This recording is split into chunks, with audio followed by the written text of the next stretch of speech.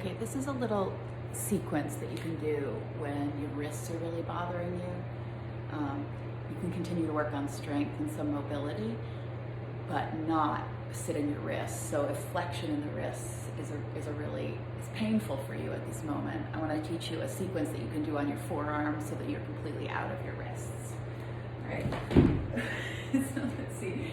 I don't hurt myself as I walk back on my mat. So start kneeling, interlacing your fingers right up to the webbing, right?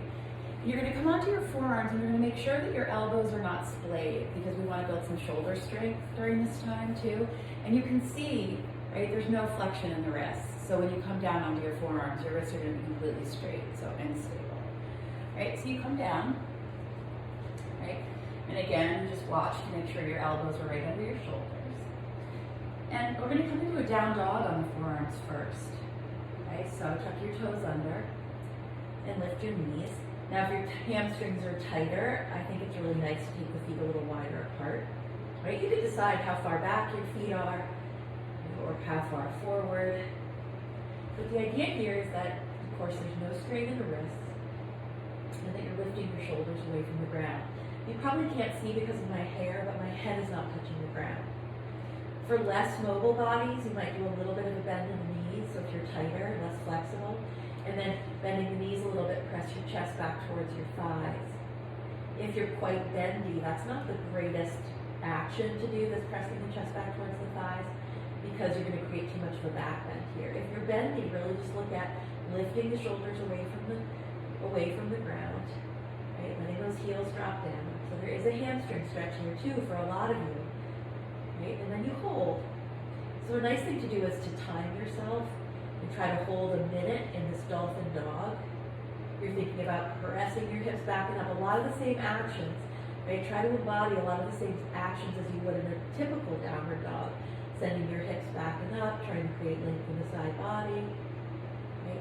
And I like this idea. If you set your iPhone timer for 1 minute for these poses that I showed you, okay, then your head is hanging. Right? When you come out of this, you could come down onto your knees for a moment, right? Give your shoulders a break. Or you can come straight into dolphin plank. Right? So now your shoulders are right over your elbows. Again, wrists are straight, so no strain in the wrists. Your gaze is a little forward. And again, you can play with how far apart your feet are here, but your hips are not piped. So we're going to use this time really to build some core strength here, right? And some strength in the legs, and certainly a ton of strength in the shoulders, right? You're pressing off your elbows and lifting into your shoulders. Another nice action here is imagining you could hug. Your elbows are not actually going to move, but you're imagining the action as you're pulling your elbows towards each other, and that builds quite a lot of strength through the backs of the shoulders, and it's particularly helpful for the rotator cuff muscles. Right? A long line of energy from heels out through the crown of your head. Right? And you're watching not to do this. In fact, you're acting like you're zipping up a tight pair of pants. Right? And you hold here for a minute, or at least that's what you build to. And then you lower down. Coming all the way down onto your belly, forehead to the floor. You might feel good just to windshield wipe your shins a couple of times. Right? So plank on the forearms is fabulous for building strength through the whole front body muscle chain, right? The anterior chain of muscles. But then let's do Shalabhasana, a version of it. Take your arms by your sides, point your toes. Again, your feet could be a little wider or they could be together, and just let your low back determine what feels best. And then go ahead and lift up. So Shalabhasana builds strength in the back body. Again, you're out of your wrists, so there's no strain here. It's not up dog. But this belly down back bend, right, is so good for building strength through the backs of the shoulders. You know, up dog is good for other things, but this is particularly good for building upper back strength. It's a particularly good antidote for sitting a lot or driving a lot. So lift the shoulders away from the ground without straining the low back. If you feel like your low back is a little congested, add a tiny little heaviness to the tailbone so that you can lengthen it out. Push into the tops of the feet if the low back is sensitive, and lift from the inner thigh. Right? If you like, you can pick up your feet and get long and really spread the toes, and again push back through the big toe mound. And this is another one to hold for about a minute, right? So hold this one as long as you held dolphin dog and dolphin plank, right? Squeezing those shoulder blades together on your back, trying to get long in the spine by pulling your chest forward and pushing the ball mounds of each foot back. And once you've held this for a minute, you're gonna come into crocodile pose, stacking your hands, resting your forehead on the backs of your hands, and windshield wiping your shins. And then finishing out this series, press yourself onto your side, right? So we'll do a version of side plank. I'm gonna show you two versions of side plank, right? You could do the traditional version, right, with the legs straight, elbow underneath the shoulder, and you press yourself up, right? And you try to not let that top hip fall back. Try to keep these front hip bones square to whichever wall that you're looking at, and reach the big toe mound of the bottom foot towards the floor.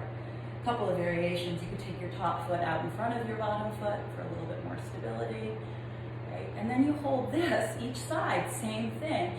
Now, it might be a little harder, so you might work towards a minute hold on each side. I mean, obviously, you do an even amount on each side, right and left, right?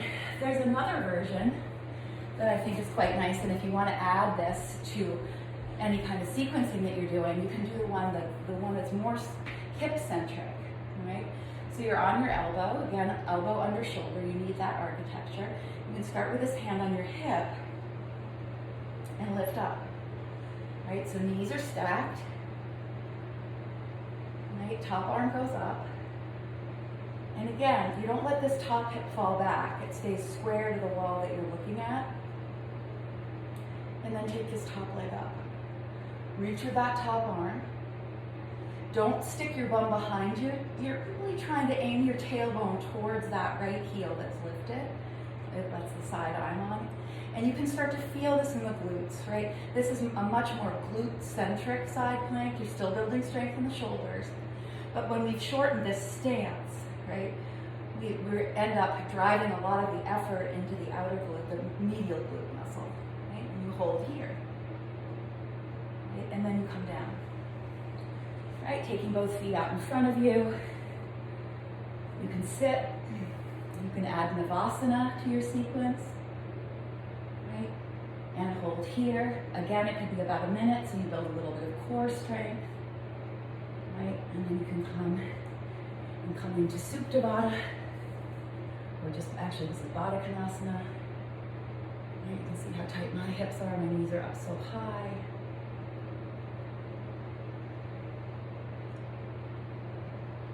And then the idea is that you repeat that sequence, right? You could choose 3 of those poses, right? You don't have to do all of them, but then you repeat whatever sequence you do. And I really think it's helpful to have an iPhone timer set to a minute and just press start at the beginning of each pose, right? Doing both sides if you're adding side plank to it. And then a nice pose to end with, right, is a supported back bend. Again, nothing to do with the wrist, but you can see I'm going to get one block right underneath my shoulder blades, and another block a little higher underneath the back of my head. Don't let this one go too low, right? It should be right under those shoulder blades, so the shoulder blades get that lift, and you can take your arms out like a T. And this could be your Shavasana, okay? This could be your Shavasana, or you could do this for a minute or 2 or 3, right? And then come onto your back and add Happy Baby or a spinal twist or something like that. But if you are experiencing any kind of acute wrist pain, you're better staying off the wrist a little bit and getting a little bit creative with your own flow that doesn't cause you to put any strain on that wrist. Right? I hope that's helpful. Mwah.